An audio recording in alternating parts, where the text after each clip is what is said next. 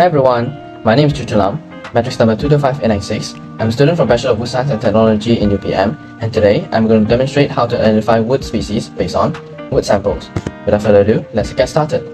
Firstly, there are three types of surfaces on the wood, which is cross-sectional surface, tangential surface, and radial surface. So to identify the species of a piece of wood, you will need a razor-sharp blade, a 10 times magnification hand lens, and most importantly, the wood sample to begin with.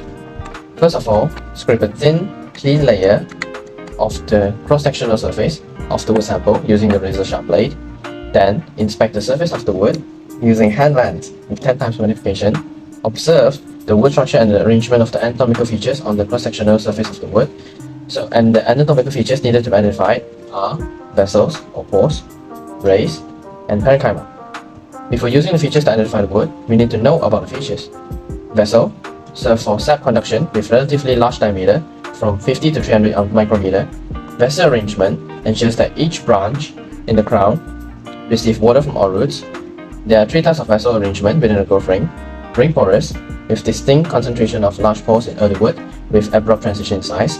Semi-ring porous, gradation from large at early wood, edge to small at late wood edge. Diffuse porous, relatively uniform size and even distribution. There are also vessel groupings of solitary, radial multiples, chain-like, clustered, and wavy bands. For parenchyma, there are storage cells that simply pitting between each other. Arrangement of these are based on view in the cross-section. There are two types of parenchyma, which is paratracheal and apotracheal. Paratrachea is the parenchyma tissues that has contact with vessels, while apotrachea is the parenchyma tissues with no contact with vessels. Types of paratracheal parenchyma arrangement include scanty, unilaterally, vesicentric, aliform confluent, and banded confluent. Apotracheal parenchyma arrangements are diffuse aggregate, and banded. Among the parenchyma arrangements, apotracheal diffuse and paratracheal scanty are not visible with a hand lens. After that, rays facilitate flow in radial direction in trees. They are useful in identification from height, width, and relationship to pore size in the cross-section. Valuable information from appearances of rays can be found in all three planes.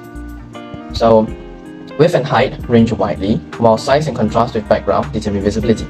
There are three types of ray from wood identification perspective, which is very thick or wider than vessel, medium thick or more than half the width of vessel, and very thin.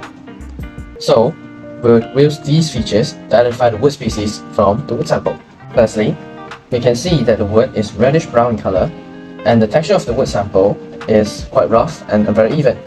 The grains are slightly twisted or undulating, and based on the cross-sectional surface of the wood, which is here, the vessels are arranged in diffuse porous. The vessels are large and in solitary and multiples, which is in short 2 to 3 vessels, radial rows, or in radial rows of 4 or more.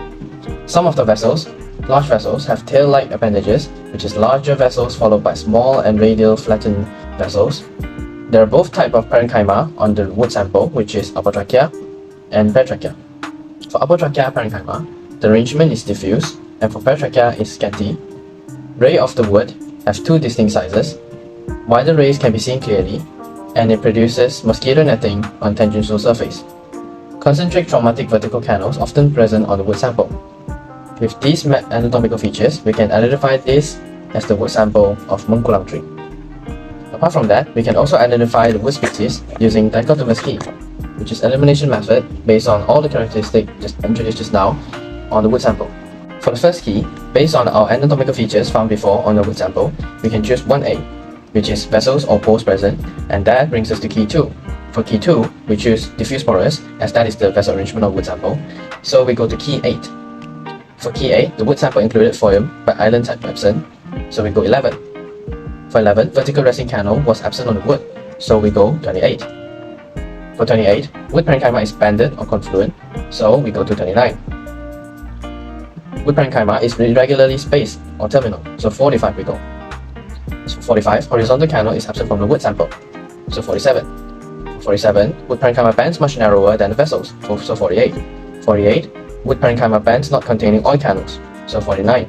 For 49, ripple marks was absent from the wood sample, so we go to 42. For 42, vessels are not mainly solitary, so 54. So for 54, vessels not surrounded by broad layer of parenchyma, so we go to 56. So for 56, rays are not fine, visible to naked eye on hand lens and visuals without deposits, so we go to 57. For 57, mesocentric absent or at least not visible to naked eye or even hand lens, so we go to 59. For 59, vessels are not in radial pairs, so we go to 60.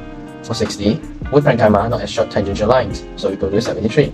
For 73, wood parenchyma arrangement is diffuse, so we go to 74. For 74, vessels are not solitary and simple perforation present, so we go to 76. For 76, the rays have two different sizes, so we go to 77. For 77, vessels are not in chain-like formation, so we go to 78. For 78, some large vessels have tail-like appendages for small vessels, which is the spot character for this wood, and thus the wood sample can be deduced to be wood samples for Mengkulang wood. And thus that is the end of the video, and I hope you guys learned something from this video. Goodbye!